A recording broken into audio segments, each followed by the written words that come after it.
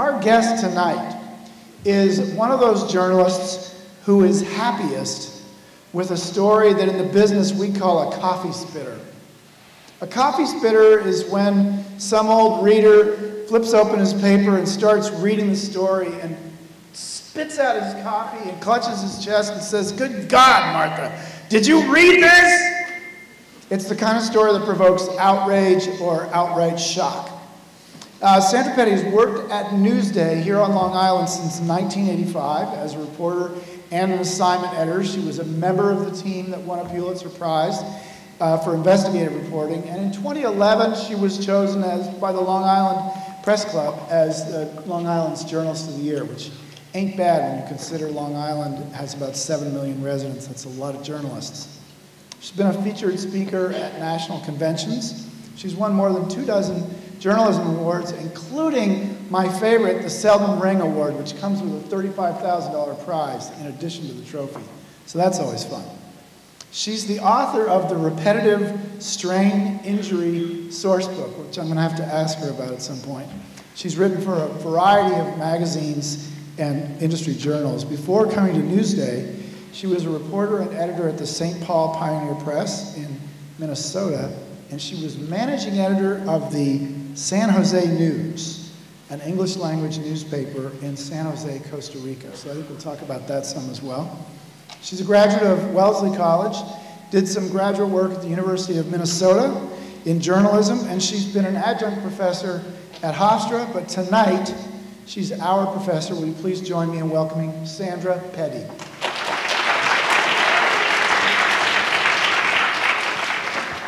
Well, first of all, thank you for coming.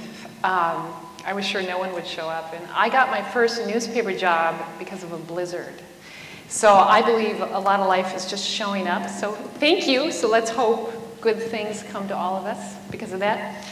I thought I would talk a little bit about some of the kinds of stories that I've done as an investigative reporter, and then sort of explain my personal trajectory, which isn't all that interesting, but maybe you'll be polite and listen.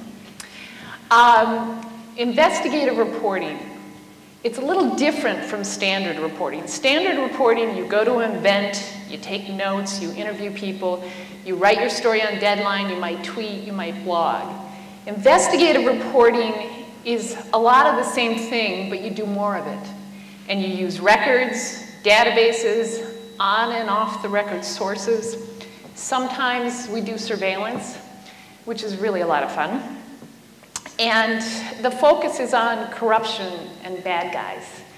A few years ago, I went to a retirement party for a cop. And, you know, reporters and cops are not necessarily, well, let's just say I was the only reporter at this place. And I went with an assemblywoman because I felt very out of place. And this cop walks up to me and he goes, "Who are you? What do you do?" And the assemblywoman said, "Oh, she's Sandra Peddie. She's an investigative reporter at Newsday." And I thought, oh, that's just great. And he said, "Investigative reporter, does that mean you look for bad stuff about people, you're digging for dirt, you never write anything nice?" And I said, yep, pretty much. And he walked away and he didn't talk to me for the rest of the night. So it's not a way to make friends and influence people, but I've been doing it more years than I care to admit, and I still love it. I still wake up in the morning and I think, oh, this is just going to be so great. Or I get really upset, but I'm never bored. So I feel very, very lucky to have a career like that. So I wanted to show you some of the stories that I've done at Newsday as an investigative reporter.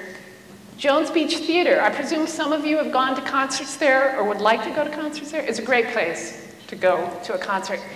Well, they decided to add a balcony a few years ago, about 12 years ago. And the balcony didn't fit. It literally was too small for the steel girders. And the state, which this is it's a public property that's operated by a private operator, the state didn't want anyone to know about it. So what I know about construction, you could put in a thimble. I know nothing about construction. And so I was absolutely miserable about deciding to do the story because I thought, how am I going to figure out how they did it? And I couldn't get into the theater. So I bought tickets to a concert, and I dragged my husband with me, because I drag him to a lot of things. And I go to the concert, and there are all these people with their children at this concert. And I'm elbowing my husband. I'm saying, Brian, that balcony could fall on children. And, you know, he's used to my rants, and I don't know why it's worse for children to get killed than anybody else, but that's what I needed. I needed to get the outrage, to get upset about this story in order to see it through. So after that, you know, forget it. I was going to finish this story. Now, it would have been better had the balcony collapsed and a bunch of people gotten killed. It would have been a great, great story, and it would have won all sorts of prizes, but instead, they had to spend $500,000 to fix it. Oops. So now you can go there, and it's a safe place. So, you know, I feel good about that. Larry Reich. This is a guy who, I got an anonymous tip. I have never met the person who called me up with the tip. And he said, this guy is getting private legal fees at the same time he's getting public benefits. And one of the things under the law is you're not supposed to be able to work as a consultant or a full-time employee at the same time because you're taxed differently. And the other thing is, people on Long Island are very, very jealous of people who get public benefits because they're basically gold-plated. Anyway, I pulled the records on this guy, and I found he was listed by the state as working at 5 full-time jobs at once. And in 1 year, he got credit for 1,286 days. And by the way, he didn't know that we took that picture until it appeared on the front page of Newsday. Anyway, this started a lot of investigations. Then Attorney General Andrew Cuomo got very involved in it, and I wound up doing, I think, like 80 stories by the end of the year, and they changed the law, and, you know, all sorts of good stuff happened, and, you know, I won the Selden Ring, which was really good. But it's a reflection. This was the kind of story to uncover a scam. This one, I'm sure all of you remember Superstorm Sandy. Well, I don't know about you, but my power was out for 2 weeks. And this was really, really bad. So I went into the editor and I said, look, we've got to do something about why Lipa failed. And my editor's power hadn't gone out. He goes, no. I said, no, you don't get it. This is a complete failure. I'm showering at the why. My sons are going to go crazy. So we wound up doing this story. We found an old report that showed that the Long Island Power Authority hadn't even bothered to cut trees or do basic infrastructure stuff to get themselves ready for a storm. And I know that sounds really boring, really, really boring, but my son was at Taekwondo, and one of the mothers was talking about this story because everybody who had their power out wanted to know why their power was out. So this is the kind of an investigation that we do when we're following a major news event. This one. Again, you know how I said that people are jealous of people with public benefits? Well, I'm one of those people. Teachers on Long Island get raises for taking classes. Classes like yoga, fencing, the science and romance of wine. You take 3 of those classes, you can get a $3,000 raise. You know what the base pay for a teacher in Central Islip who has a master's plus 75 credits, because they get a raise for every 15 credits, base pay for a longtime teacher? $173,000 a year.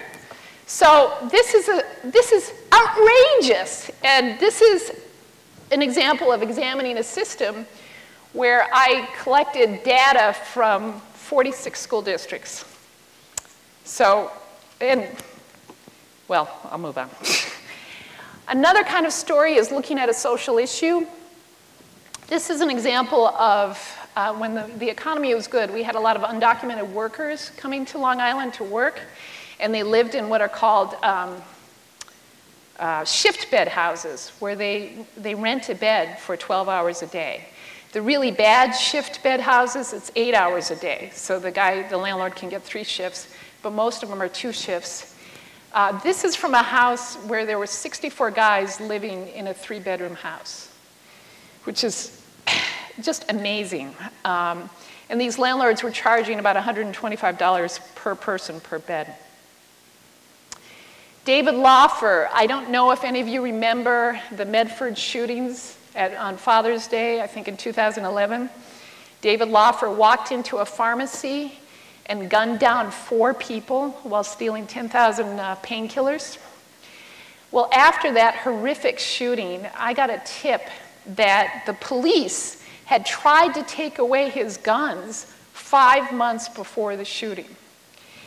And of course, the police didn't want to tell us about this. They wouldn't give me any records. And I figured out what unit had investigated Davidlaufer. It turned out his mother had discovered that someone was stealing from her bank account.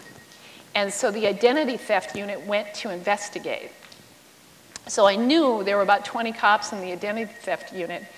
And I just started calling them cold, saying, "Hi, I'm Sandra Peddie. I'm a reporter from Click. Hi, I'm Sandra Peddie. I'm a Click. Hi, I'm Sandra Peddie." And this guy says, "Sandra, you know everything that happened." And of course, I had no idea. And I said, "Oh, yeah, I know everything, so you may as well confirm it."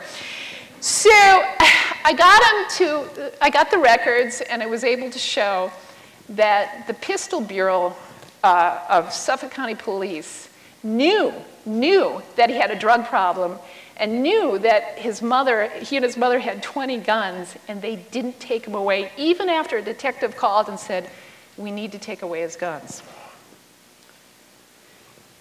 This is a follow-up where we tracked through data all the pills that he and his wife were taking before the murders. And you could see in the last 2 weeks that their drug use had escalated, and they were getting thousands of pills from doctors who sell the pills. In fact, one of the doctors lives in Huntington. He used to leave his prescriptions under his doormat, and Laufer would come and leave his money there, and that's how he would get his pills. This is another follow-up to Superstorm Sandy. Again, remember, I was out of power for 2 weeks, and so I wanted to do more than one story about Lipa, and I went to the editor and I said, "Look, one of the reasons Lipa doesn't work is because there are all these politically connected people working there. There are all these political hacks." And so we tracked all the employees of Lipa and figured out who had what political connections and put it up on a database, an interactive database, where you could literally press on the person's name and a little figure would pop up and you'd get a description. And the only complaint, you know how those little standard figurines look? The only complaint I got was from a woman who said, "Oh, geez, you made me the same size as Richie Kessel," who's a big guy. Again, this is an example of a guy, he's a garbage man, okay? Garbage man, $200,000 a year. He is currently, this is what he was making several years ago, he is currently the 8th highest paid public employee on Long Island. He works from about 7 o'clock to 1 o'clock, or 7:30 to 1 o'clock. This is a picture. I went to attend a public meeting. They wouldn't let us in. This is a garbage district. The meetings are supposed to be public. They wouldn't let us in. So I got mad and I said to the photographer, "We're going to get his picture." And he said, "But Sandra, I've got a 1 o'clock appointment." And I said, "Listen, this guy is, if he's like his father, who's as wide as he is tall, he's not missing any lunches. He'll be out by 12:30. 12:45, the guy walks out. And only because he saw me walk around the corner, but he didn't see my photographer. We got his picture. So reporting, I'm going through this quickly because I want to leave time to ask questions, but reporting means asking embarrassing questions a lot of the time. One of the most embarrassing questions I had to ask was of a man, "Do you wash your hands after going to the bathroom?" Because he was a water inspector on Fire Island, and he was rushing through testing all these test tubes. He took a break to go to the bathroom, stuck his finger in a test tube after going to the bathroom. The test showed fecal matter in the water. They had to close down, they had to shut down all the water on Fire Island, 4th of July weekend. They had to spend $200,000 to ship bottled water because this guy didn't wash his hands after going to the bathroom. I once asked a guy, "Did you line up that job for that woman because she's your mistress?" And he was really quite offended. But he did. That's why he did it. And I don't think taxpayers should be paying for that. Another guy, a cop, he was at a golf outing and he wanted to have a private moment with his girlfriend. But he got a little bit drunk, so he drove it into a river. But he tried to tell people that he drove it through a puddle. So I had to spend my time finding the puddle. I made him tell me where the puddle was. The puddle was about 2 inches deep. It did not wipe out a transmission. His transmission was wiped out of his car. He wound up retiring after that story. I'm going to talk a little bit about sources. Criminals can be great sources. George Goldie, a former legislator who is in prison right now for mortgage fraud, terrific source, has never lied to me. Part of this mortgage fraud is he was involved in a sadomasochistic ring where he recruited Johns from the Dungeon, the club was called the Dungeon, and used them as straw buyers in this mortgage scam. He also told me quite a bit about his preferences, and I would say, George, TMI. Frank Tassone, he's now out of prison, Roslin's school chief. He stole, I think, $2 million from Roslyn and spent a lot of it on male go-go dancers in Las Vegas, but was able to collect his pension of $173,000 while in prison. One of the reasons I love investigative reporting, and the truth is I just love the chase, but I also love the fact that you get results and you feel as if you're contributing to your community.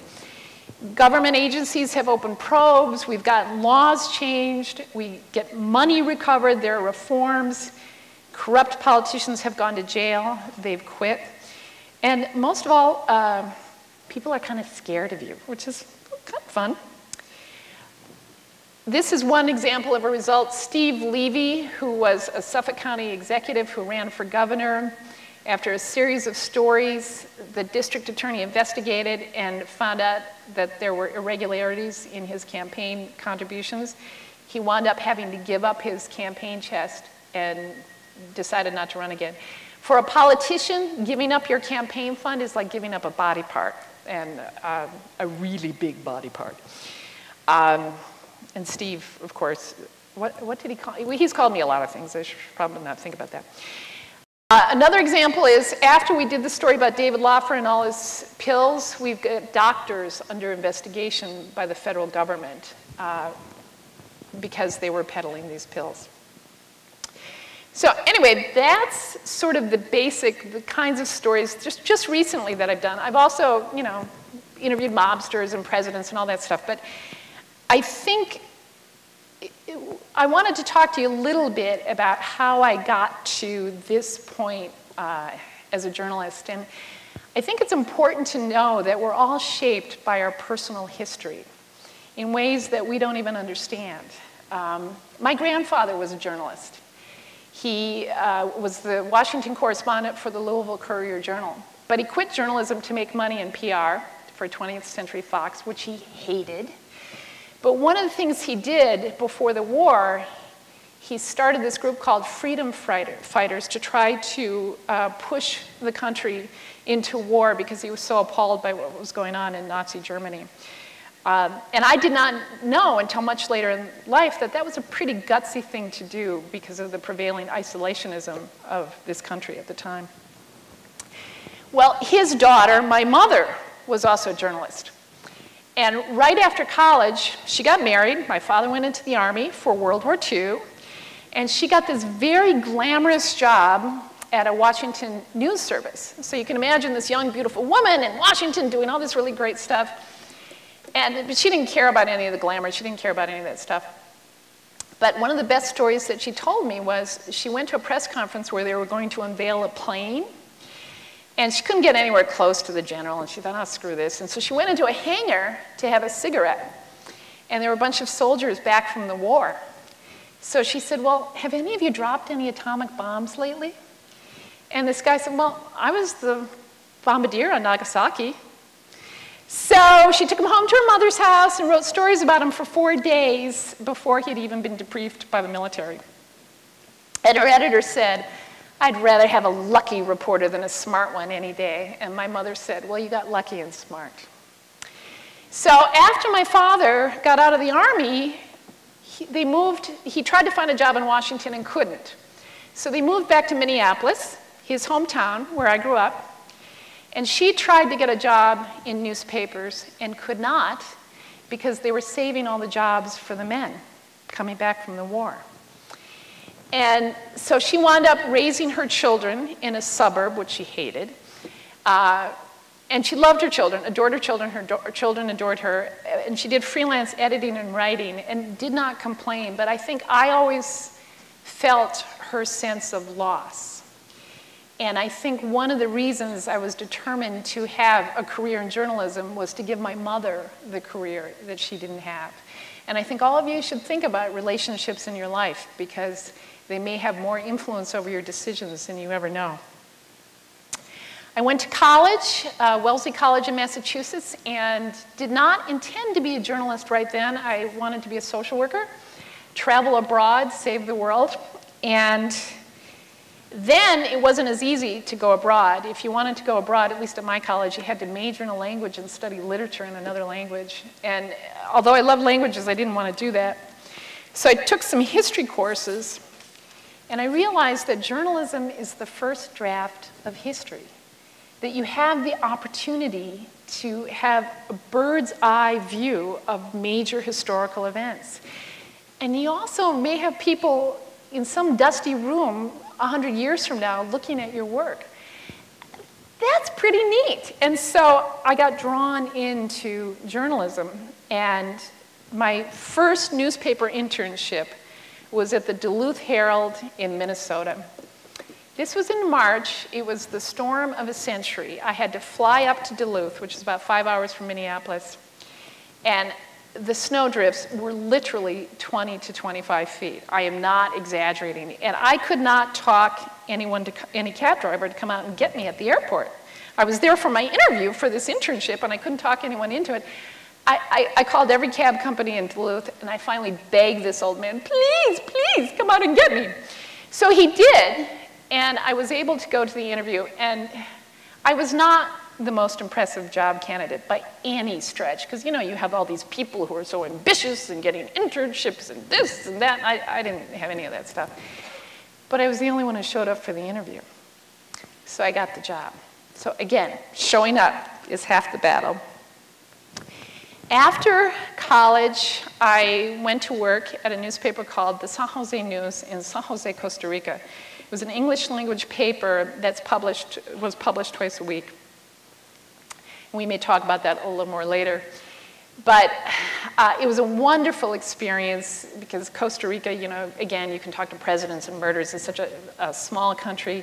This really interesting democracy flanked by brutal dictatorships. But I got sick after a year, and I had to leave to go back to Minnesota. I was also indicted for practicing journalism because Costa Rica had a law that you had to have a journalism degree either from a Costa Rican university, or you had to have one from the States, and every course had to be signed by the professor. I did not have a journalism degree from any school at that point. I had a degree in American Studies, so I was operating illegally. Since then, I've been back to Costa Rica, and I've not had a problem, so I guess the indictment went away. But I got a job at the St. Paul Pioneer Press, where I worked as both a copy editor and a reporter, and then, lo and behold, I fell in love with a guy, which, you know, early in life, thinking about my mother's career, I thought, I'm never gonna get married, you know. Well, I fell in love with this guy who was from Long Island, who wanted to do graduate work in New York. So I thought, well, let me get a job. And the only paper I applied to was Newsday, because I loved it. I loved it being a down-to-earth, smart tabloid. I just thought it was great. I had no idea, and I'm sure there are professors here who can tell you how hard it was to get a job at Newsday. They had this brutal process where they make you try out for a week. And at the point I was applying, they were trying out 2 people a week. So I show up, And the first 3 days, I'm at New York Newsday. This is when we had New York Newsday, and I was not impressing anyone. I was so out of my league. And then they shipped me out to Long Island, like, oh, we don't know what to do with her. And it was a Thursday, and they say, okay, there's this big press conference at Lilco. That's the predecessor to Lipa. And we're going to send a couple of reporters to that press conference, but we want you to do the color. We want you to get inside the control room and do all the color story, the color feature, which is a stupid editor idea, but whatever. So I got directions, and I got all ready to go to the press conference, and a mayonnaise truck fell over on the LIE. I was stuck in a traffic jam for 2 hours, 2.5 hours, in August, with a brand new silk blouse that was getting destroyed because the air conditioning in my car went out. And when the air conditioning in my car went out, I said, okay, that's it, I'm out of here. So I drove over a median, and I went to find a phone, because I didn't have, this is so long ago, we didn't have cell phones. And I go into this beauty salon to try to call the editors. And there's this woman, I swear to God, I thought Long Island was Mars. There was this woman in a hot pink jumpsuit with white blonde hair, with a Pekingese dog with white blonde hair with hot pink bows. And she was having her dog's hair styled to match hers. And this woman had no business being in a hot pink jumpsuit. So I go back to try to use the phone, and this little sylph is talking to her boyfriend on the phone. And in Minnesota, if you're standing in line to wait for the phone, they get off. But on Long Island, who cares, So she's just standing there having this stupid fight with her boyfriend. So I go out and I find another phone, and I call the editor, and I tell him, look, I got caught up in this traffic jam. And he goes, you have to get to the press conference. I have 6 reporters stuck in that traffic jam. And you know how sometimes when you talk, your brain is saying, don't say that, but your mouth talks anyway, I do that a lot. And I said to him, don't worry, I'll find it. I had no idea where I was. And I get in the car and I think, this is an island. How lost can I get? And I swear to God, I thought, well, I'll turn here, and I swear to God, I stumbled upon it. And I walk into Lilco, and the vice president says to me, too late. You're 3 hours late. Press conference is over. Now bear in mind, my hair is in ringlets because I'm dripping with sweat. I have these sweat blotches all over me, and I have this wild-eyed look in my face. And I said, no. If I don't get this story, I don't get this job. And this man took pity on me, and he let me into the control room, and he told me everything I needed, and I had to write about megawatts, and I have no idea what I wrote. To this day, I couldn't tell you what I wrote, but I got the job because I showed up. So I wound up covering Brookhaven Town initially, right here, and Stony Brook. And after about 1.5 years, they made me an assigning editor. And one day, I was sitting at the keyboard, and my arms started to burn. It was like putting them on a branding iron. And it turned out that I was one of hundreds of people at Newsday who developed what's known as repetitive strain injury. It's an overuse injury from too much computer use. And in those days, the computers were very thick. The keyboards were very thick, so you had to cock up your wrists. And I wound up pretty badly injured. I had to go to physical therapy. I tried to do physical therapy while working. I did it 2 and 3 times a week. And after 9 months, I could not drive a car. I could not brush my hair. I could not peel a banana. So I wound up out of work on disability for 3 years. And it took me 3 attempts to get back to work. And obviously, a computer is integral to reporting. So I went to a job coach and took a test, and I couldn't fill out the little holes. I couldn't use a pencil to fill out the little holes, the circles in the test. So she did it for me. I said, I need you to find something else I can do with my life. And we do the whole thing, and she goes, what you really want to be? I'm like, yeah, is a journalist. So I was stuck. So I came back, and Howard Schneider, who was then the editor, was wonderful. He gave me the opportunity to come back. And he gave me a couple of choices. He said, you can mentor younger reporters, or you can do investigative reporting. And the investigations editor, Joe Demme at the time, said, Sandra, I want your brains, not your arms. And so I moved to the investigations team, and it turned out that's where I belonged. And I guess the point of that story is to tell you that careers zigzag. And sometimes there's gold in those zigs and zags. You know, here I was, literally at rock bottom, and I wound up on the investigations team. And the first project I worked on was police disability fraud. And so I spent my time doing surveillance, following cops who had said they were too disabled to work, doing very physical things. You know, we got a picture of a guy who was getting a 3/4 pension. The reason people like disability pensions is because they're bigger, they're 3/4. And you got a cop who had a back problem moving a washing machine. Got a cop with a knee problem working as a lifeguard at Jones Beach.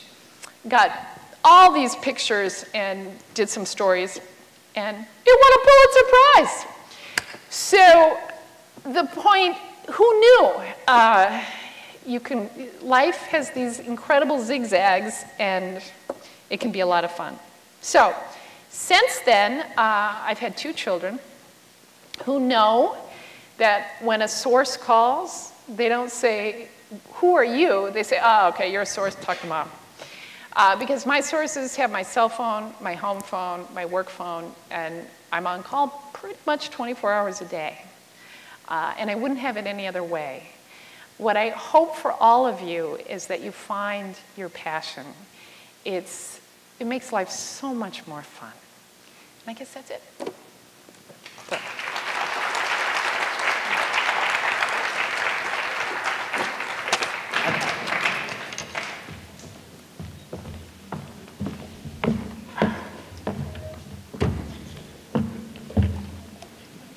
So we need to get our microphones set correctly.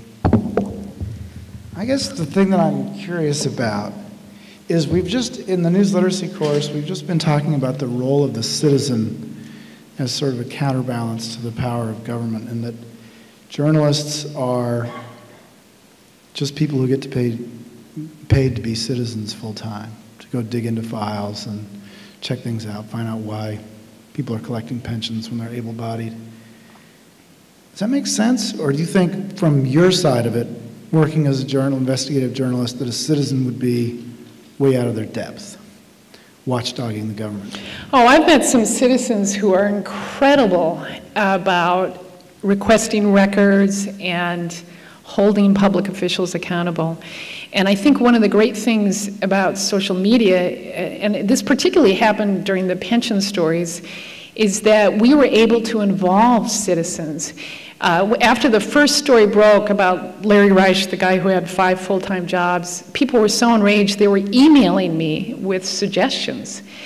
And I would follow up, or they would send me records, and I would have to make sure that these were the right records. But by the time the stories were done and the reforms were in place, I could really say to people, look, you had a hand in this. And that's pretty remarkable, to involve people in your work like that. That was pretty exciting. So what's the first thing that a student who observes something wrong with government can do that's within their own power? Even if they can't publish it in a newspaper, what can they do to take action against some form of corruption? Well, as a citizen, you always have a right to go to a public forum and express your concern and express what you think is wrong. If you want to investigate something, it depends upon the story, how you get into it. I love ex-wives. Ex-wives are excellent sources. I love people who've been fired.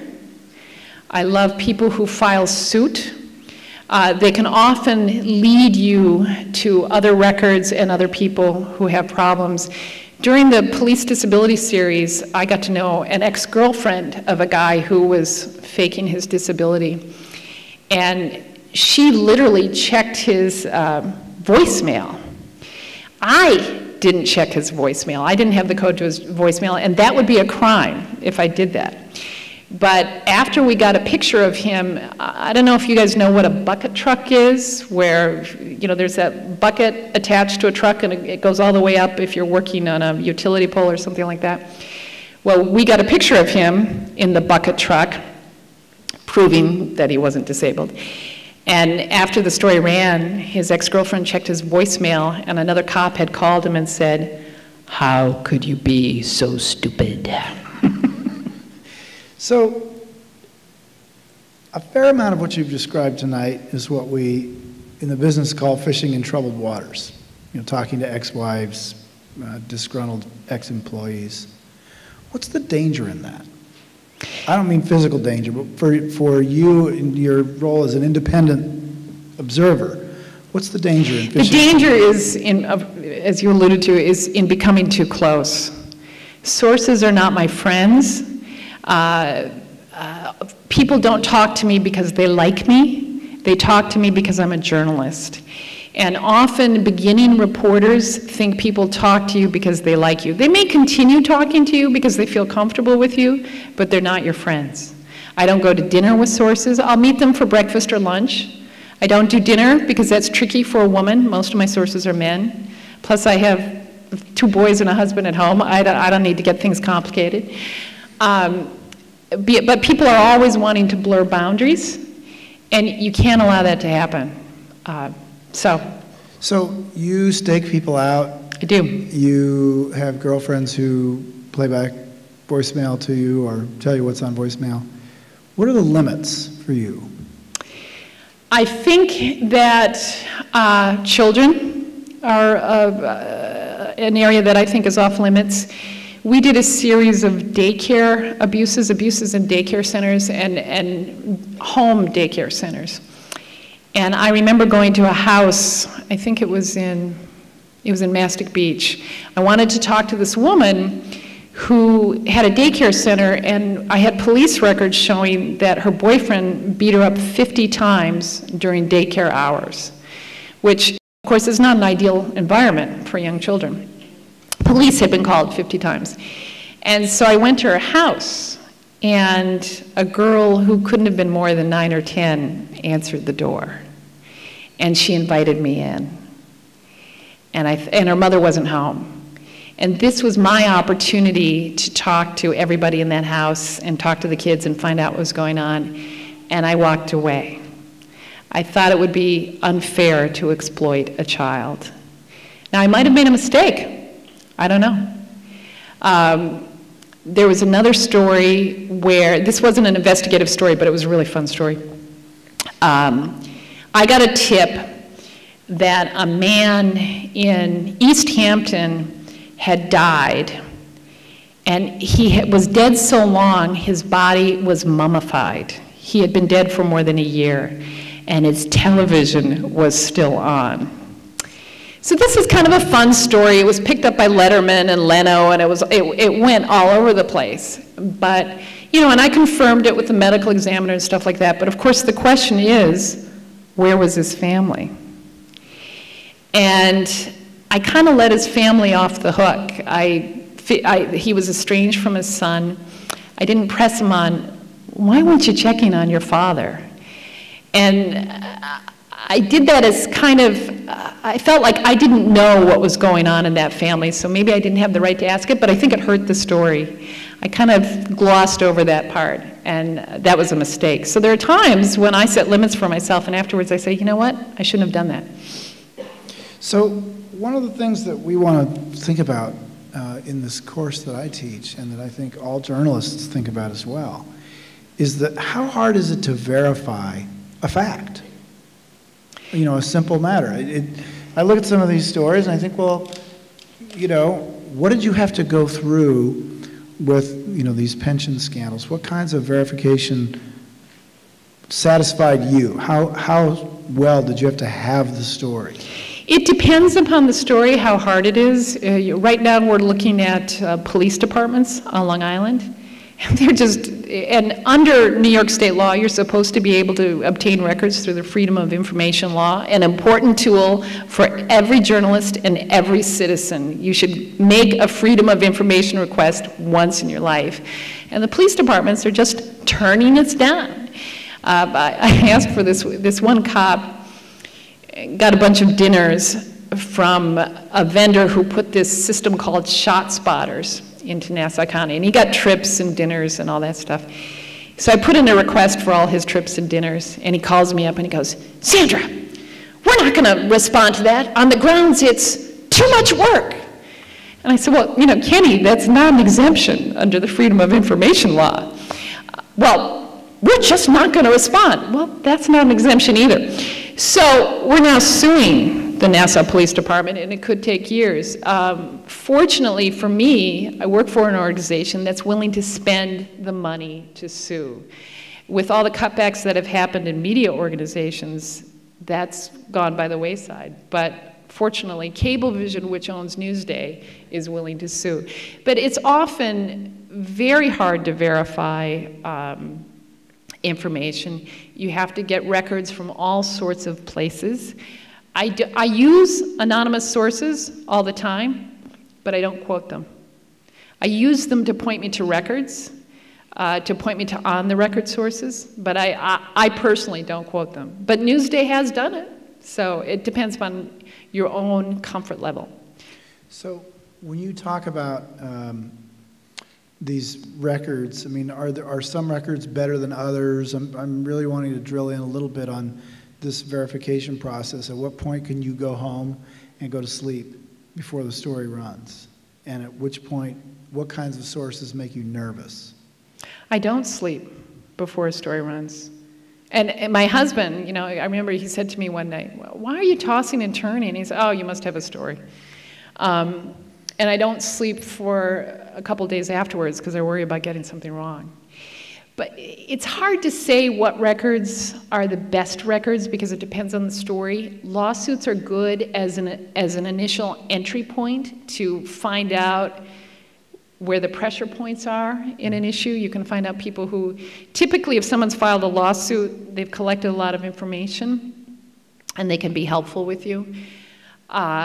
Right now, I'm investigating with Pat Dolan, who is part of the Dolan family, which owns Cablevision, and he's the president of News 12 Networks. We're doing a joint Newsday, News 12 investigation of Suffolk County's sale of its nursing home. And one of the things I asked for was emails. Never, I'm sure you guys have heard this 10,000 times, never put anything in an email that you don't want someone else to read. And even though they redacted the heck out of these emails, they were great. Emails are great. And one of the things that politicians are doing now to avoid public disclosure of emails is they're shifting all their emails to Gmail. But those are subject to FOIL, of Freedom of Information as well. Explain a little bit, because a lot of these students haven't dealt with this concept. Why in the world, I'm playing a part of a student, why in the world would some well-meaning public servant's private emails be subject to your nosy prying? Well, how's that for a softball? Yes. Excuse me, they're not well-meaning. They're politicians. Okay, I'm kidding, but a lot of them are not well-meaning. And the reason they're subject to people like me is because that's where they put their really juicy stuff. That's where their private email is when they're doing campaign fundraising on government time. They're making promises to people for contracts that they should not be making. One basic concept in government is that it's supposed to be open and available to all. You're not supposed to be giving, you're not supposed to be on the friends and family plan, giving jobs only to your relatives. I was telling Dean earlier that the William Floyd School District, you know, jobs in a school district are precious on Long Island. You get a job in a school district, that's pretty good. They used to have a system where they had an A pile, which was for Republicans and people who were connected to school board members and other employees in the district, and then they had a B pile, and that was everybody else. So no matter how qualified you were, you could not get a job if you were in the B pile. That's wrong. That's crazy. And that's why it's important. That kind of stuff comes out in emails. So we think a lot about, in fact, this week we've been talking a lot about bias and thinking about self-interest. And what's the difference between, like with the story about Lipa's power being out? Your power was out 2 weeks, therefore you are highly motivated to investigate Lipa. What's wrong with that approach and what's right with that approach? I think, and I knew when I said that I was going to get asked about that. I knew it because very rarely do I have a personal investment in a story. This nursing home story, I really couldn't have cared less about it before I started it. And then I got into it and I realized the average age at this nursing home is 43, and I met the patients and I got very involved. So I think it is risky to have a personal involvement, but you have to try to be aware of it, disclose it, and check yourself so that you're not going overboard. And I think if you disclose it to your editors, which I did just about every day, they'll help you keep it in line and make sure you're not going over the line. But the fact is, you know, we all talk about journalists being independent. We're people. We vote. Some of us get married, some of us have children. I mean, we're human beings, and you don't give up your rights to citizenship when you become a journalist. Now, one thing that I did do, I am not registered in a political party. And in New York, that means I can't vote in primaries. So I'm giving up my right to vote in political primaries. And the reason I'm not registered in a political party is that I know these guys, the first thing they do, if you write a negative story about a Democrat, he's going to check to see if you're a registered Republican and use it against you, or vice versa. So there are some things you need to do to step back, but I don't think you give up your right to live a life. So I'm kind of jumping around here a little bit, but I'm trying to bring together a bunch of different stitches. We think about a story, you know, these cops who are taking the pensions, or the lawyer who was on 5 school districts' pension plans, even though he was charging private rates. Those people clearly, I think almost all of us would agree, needed to be exposed. And then there's the impacts on their family. Let me tell you a story. I had a great student 3 semesters ago in my news literacy class who came the first couple of weeks.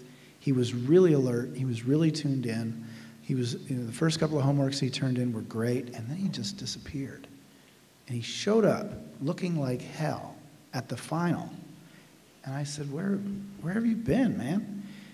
His mom was a nurse for one of the Laffer doctors. And he had spent his whole semester, this was a kid who was in the honors college here, he spent his whole semester driving her to see her lawyer, and then, you know, for the plea bargain, and then her probation officer. And I mean, he was a good, loyal son, and he was taking care of his mom. I'm sure you hear these stories and people say, you know, you ruined my family's life or whatever. How do you deal with that fallout? Because I think a lot of students, when they hear a story like that, they think, oh boy, I could never be responsible for that. Well, I'm not responsible for that. They made their choices to break the law. But I do worry about it. I worry about it all the time. When I was in St. Paul, I did a story about a school board member who was having an affair with a woman on school board time. He was using the school board credit card and car and taking trips to visit his mistress and, you know, basically having the school district pay for it.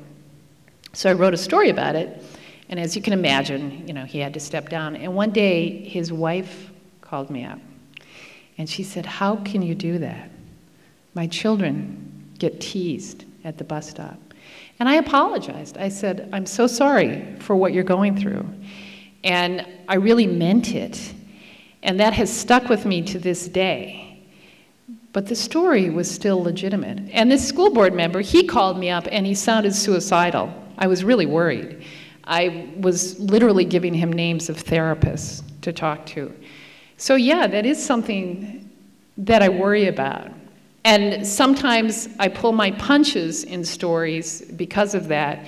In the case of this daycare series, we had a daycare center that had a lot of problems, and one of the problems was that the 16-year-old son, they thought he was smoking pot. And that was never proven, and all the people who worked with him said he was just wonderful with the kids. I left out the stuff about the pot. It was an accusation, it was in the records, I probably could have used it, but I left it out because I was worried about the impact on the family. So I don't know how you navigate that, but you navigate it every day.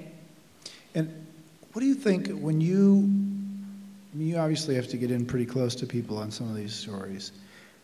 What do you think the most common misconception is that people who are outside of journalism have of what journalists do and what they can do?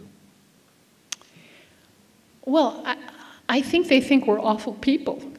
I think a cop called me once and he said, the 5 worst words you can hear is, Sandra Peddie is on the line.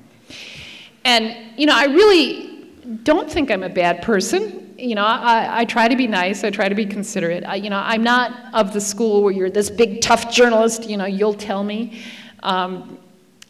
As you can tell, when I get nervous, my voice gets really high and I sound like Minnie Mouse. So even if I wanted to threaten someone, it wouldn't work. So I do think that people think we don't think about the consequences, but we think about it all the time, and we worry about being fair. We stay at the paper. When an investigation is about to run, the editors grill me until midnight saying, is this fair? How do you know this? Show me the records. So we put a lot of work into being careful and getting it right. So I think I've tried to lay out a bunch of bait for the students to seize onto. So if you guys would head for the microphones, and we would love to hear your questions. This is always the most interesting part of the evening, in my opinion. And if you would introduce yourself, just say your name, what year you are, that would be great. There we go. Hello. Hello, my name is Will Welch. I'm a journalism major, and I wanted to ask about what you said earlier about being invested in a story. And you mentioned during the story about the stadium that was opened how there were children who could have been hurt by a falling balcony, which would have been awful. And you said that that's what motivated you to go through and do that story. So I guess what's the story that you felt like the most invested in? People ask me all the time, what's your favorite story, your best story? I literally fall in love with a new story every time. I know that sounds so corny and so old, but right now I'm in love with this nursing home story, which I did not want to do. This was an idea of Pat Dolan's, and I'm like, oh God, who cares about a bunch of old people in a nursing home? Which is awful. And I went to meet the patients. I met a guy who, at the age of 30, he was a magazine model, and at the age of 32, living in London, married to an international banker wife, he goes for a jog, has a stroke, and is a vegetable. No other nursing home would take him. He's now 40, still a good-looking guy, but he can't talk, speak, move his arms. And I lie awake at night wanting to get this story in the paper because I want him to be able to stay in this nursing home. So that's a long answer, and I don't know what the next story is going to be that I fall in love with, but that's what I do. Okay, we'll go round robin. Hi, I'm Nicole, and I'm a journalism minor. You talked about Jones Beach, which I've frequently gone to, so thank you for the information about it once being broken. But you talked about how you dragged your husband there because you couldn't get in as a reporter. Was there another time that you had to go kind of undercover and investigate something like that? Well, we're not allowed to misrepresent ourselves. We always have to say that we're a reporter. We don't lie, and plus I'm a lousy liar. My voice rises, and but I have done a lot of surveillance where we've gotten pictures of people for stories. And one of the things that I've told Dean, surveillance you think is really high tech with these paparazzi cameras from a mile away. We get right next to them. You know why? If you see two men in a car, what do? Look or look away? You're gonna look, guys! If you see a man and a woman in a car, in an embrace, what are you gonna do? Come on, guys, men never look. Women look and look away. But every single surveillance photo we've gotten was taken under my arm. And so when we were doing, Pat Dillon and I were doing a surveillance just the other day, and I was working with a new photographer, and this guy comes by. I'm like, okay, James, let's go. And you should have seen his eyes. Sandra, what are you doing? But we got the picture. Thank you. Hi, my name is Jasmine Blennow, and I'm a journalism major. And my question is, as an investigative reporter, you must deal with people telling you, like, this is my privacy, you can't do this. And you reference, like, freedom of information. So what other laws do you need to, like, have in your back pocket, like, ready to defend yourself?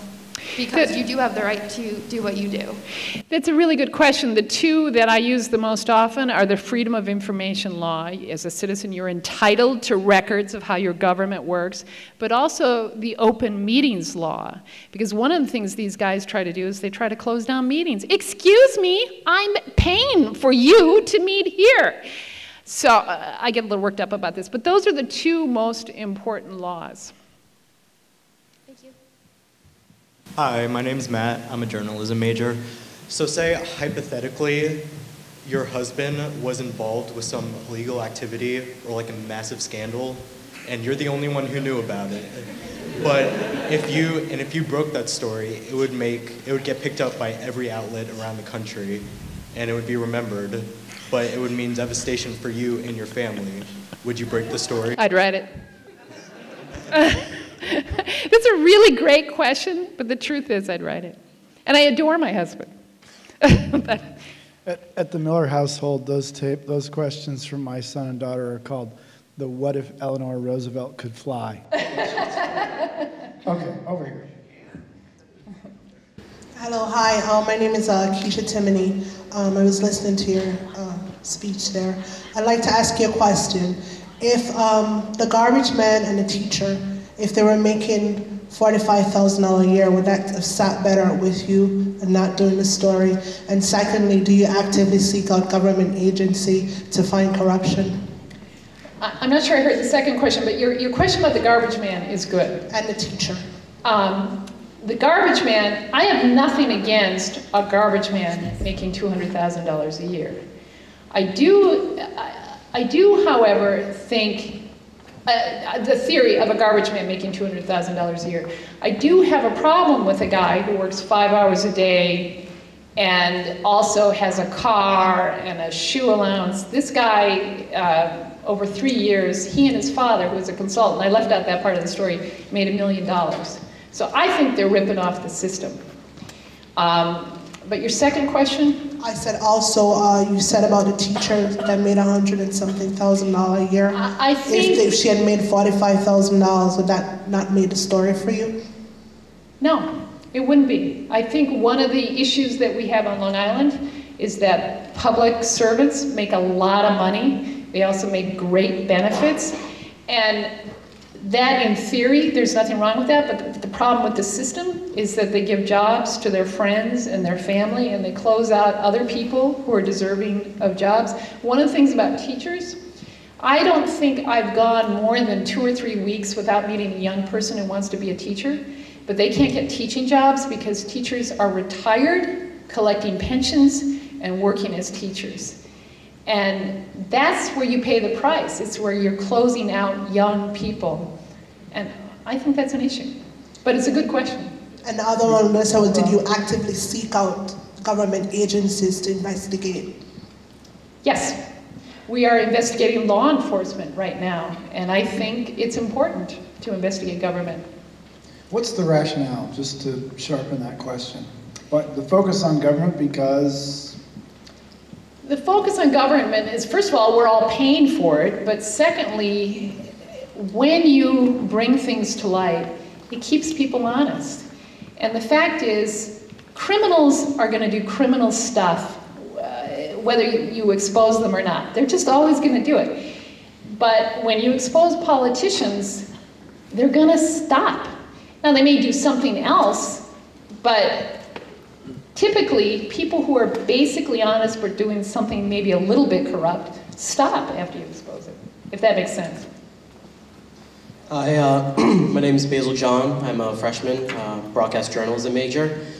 Just going to start off by saying, nice boots you have on today. Thank you. $30 at Aerosol. Marked down from $120. That's a good deal. Thank you. I guess I have 2 questions for you. You mentioned before that you lost power during the Hurricane Sandy. I just want to know, would you have still written about Lipa if your power didn't go out? Yes, of course I would have, but I wouldn't have stayed at Newsday till midnight every night to do it. So yes, I would have. All right. And the other question is, you brought up the fact that you have all these sources, you know, ranging from like ex-wives and like even people who have been arrested and sent to jail. My thing is the fact that, is there ever a point, or has there ever been a point in your career that you were afraid you may have gone too far and that the consequences for it may have been too severe? I don't know, that's a good question. You mean gone too far with a source or gone too far with a story? Both. I'm pretty careful about sources, although I may have gone too far with a story. I'd have to think about that. I do worry about that. There are times when I've looked at a story and thought, should I have really written that? I think I kind of felt that with that school board member, even though I said it was still a story and I did the right thing. I had a couple sleepless nights over that one. But. All right, thank you. Hi, my name is Saladin Brown. I'm a journalism major. I have 2 questions for you. My first one is, you use sources a lot, and sources are very important. Like, how do you go about getting your sources to, like, is there a trust to get your sources to trust you and to make sure you're getting like the right stuff from them? Well, that's a really good question, and because I work with records a lot, I can say to people, look, this conversation's off the record, we never spoke, we never met. There are some people who literally give me code names because they don't want me to know who they are. But if you can give people that comfort level, and as long as, you know, they're talking, because you need to talk to people who are inside, who can tell you what's going on, and then you can figure out what records you need to ask for to prove what they're saying. And it does become a very intimate relationship, which is why it's so tricky. You know, they call you in the middle of the night and they're saying, yeah, Sandra, you know, blah, blah, blah, blah, blah, you know, 2 o'clock in the morning, whatever. And so a trust really does develop. The tricky part, though, is you can get lied to by sources. You can get taken in, and I've been fooled. But the good thing about life is that I always feel that I learn more from my mistakes than I do from my successes. And so I treasure every mistake, as painful as they are, because I hope I don't make them again. Hey, my name's Ethan Freeman. I'm a journalism major here. I want to ask you how much your personal morality, personal philosophy affect your reporting, and whether that in a way undermines your objectivity, which you're supposed to strive to reach as a journalist.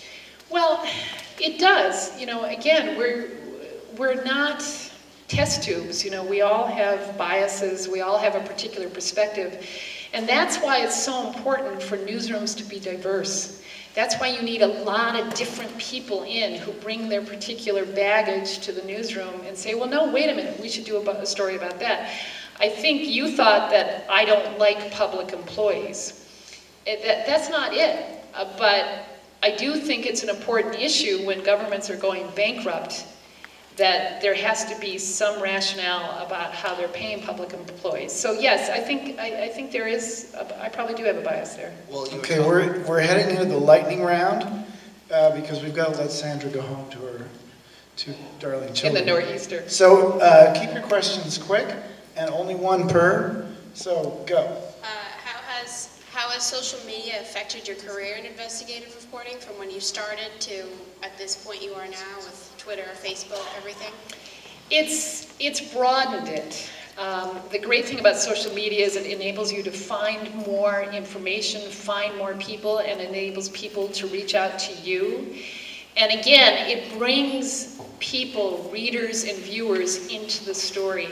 I take every phone call, I read every email, and I take what people say seriously. So I think it's a much more democratic experience than it was when I started out. Do you think Long Island has more corruption than another place? Yes, yes, Long Island is absurd. It's so absolutely So absurd. why do you stay? Is that why you stay? Well, you know, this is what I do. There's so much corruption and so little time. That's what I figured. But, you know, I did get married to a guy who's from Long Island, and I love Long Island. See, the other part, yes, there's a lot of corruption. But I'm from Minnesota. You know, Minnesotans are nice. And that's a good thing. That's a good thing. But Long Islanders are edgy and smart and in your face, and I just love the energy. You know, I've been offered jobs in other parts of the country, but I just kind of can't help it. And plus, I think Long Island is beautiful. It's a beautiful place. Can you list 5 reasons why you will work on this one story out of the 100 stories that you think about?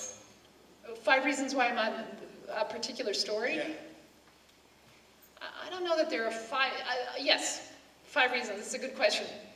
Is the story relevant? Is it timely? Is it newsworthy? Does it have scope? And can I get it? Is there a way to get it? And does it make me mad? And if I get mad, I'll finish it. Because, you know, investigative reporting is hard. Journalism is hard. You know, I just went to this journalism thingy that they had, and all the students are talking about, oh, it's such hard work. You know, you gotta manage your time, and I'm thinking, oh my God, they're gonna scare all these people out of journalism. But investigative reporting is hard work, and so you have to be motivated to stick with it, because you got people lying to you and yelling at you and not, you know, keeping records away from you. It's like, So anger is a big part of it. Hi. You spoke about how you sometimes regret writing stories or going too far when some other people's families are affected, but have you ever felt that your own life was in danger or your family was threatened in any way? Yes, I've been threatened. There was a time where I had a P.O. box so that no one could find my address. I would change my route when I thought I was being followed. Bob Green, a former, the investigations editor at Newsday, had a little trick where he would put tape on the hood of his car so he could see whether his engine had been tampered with, which I did for a while, which is kind of crazy. But, you know, the kinds of stories I've been doing lately are not that bad. I'm about to embark on a story that kind of worries me, and so I was saying to the other reporters on the team, you know, guys, we need to do these interviews, and we're going to do some law enforcement stories. And the only thing that's worse than criminals are crooked cops. And, you know, so we're going to do interviews in pairs, and I don't think they fully understand how scary it can be. But also, I have 2 big sons, and I have a big husband, and I hold that up. Thank you. Okay, I'm trying to figure out how to cut this off. Sorry, I'm talking too much. 3 more? Yeah. Okay, we're going to do 3 more, but keep it quick. Go. Hi, I'm a journalism major because it's my favorite thing to learn about, but I'm in a pre-med track because I'm worried about job security and the security of like a good financial spot when I'm older. You said you report on a lot of scandals and crimes and stuff, but a lot of the stuff you talked about had a lot to do with money, which makes me think there's kind of a trend of that going on with you. What can you honestly say about your salary as a reporter other than it doesn't matter because it's your passion? Because this is something that I'd like to pursue, but it's a concern to me because I don't, like, you know what I mean? I don't really want to go into something that's not going to be secure later in life. Oh, salary does matter. It absolutely does. I don't make enough money. It's that simple. But I love being able to go home at night and sleep and think I did something worthwhile in a day. And I'm jealous of people who make a ton of money, but I'm not sure I could work just for the money. I think you have to decide what's important to you. And there's nothing wrong with working for money. If that's what you feel you need to do, I don't think there's anything wrong with that. I couldn't do it for that alone. Okay, thank you. Next. How do you think Newsday being owned by Cablevision affects the stories that are produced or not produced? Cablevision is great. I know this sounds so bizarre because everybody thinks this big corporation is, you know, squashing Newsday and all this stuff. They've hired 37 reporters. They cut our pay 5%, but they hired 37 reporters. They're hiring video editors. They want to train us. The great thing that's going on is they want to train us, cross-train us. So I've gotten broadcast training. I am terrible on TV, as you can imagine, because I wave my hands around and all that stuff. But I can produce stories. And so for the first time in my life, I'm doing broadcast stuff. And I think I mentioned earlier, I've been doing this investigation with Pat Dolan, president of News 12 Networks, because he wanted to learn about investigative reporting. And he, by the way, is a journalist with a master's from Columbia. I mean, he's a bona fide journalist, but he never had any experience with freedom of information requests, surveillance, you know, the way you build a story through a chronology, all that stuff. And so I think when you're owned by a media company like Cablevision, it broadens your horizons. Okay, thank you. And then I know we're not supposed to do follow-up, but I was like, what if, okay. Sorry. But it was good to try. It was good to try. And I'm really pleased that we're closing with a news literacy student. So the rest of you, bow down to Tamara. Hi, my name is Tamara. I'm a psych pre-med student, or major, whatever, and I'm thinking about changing my major to broadcasting journalism.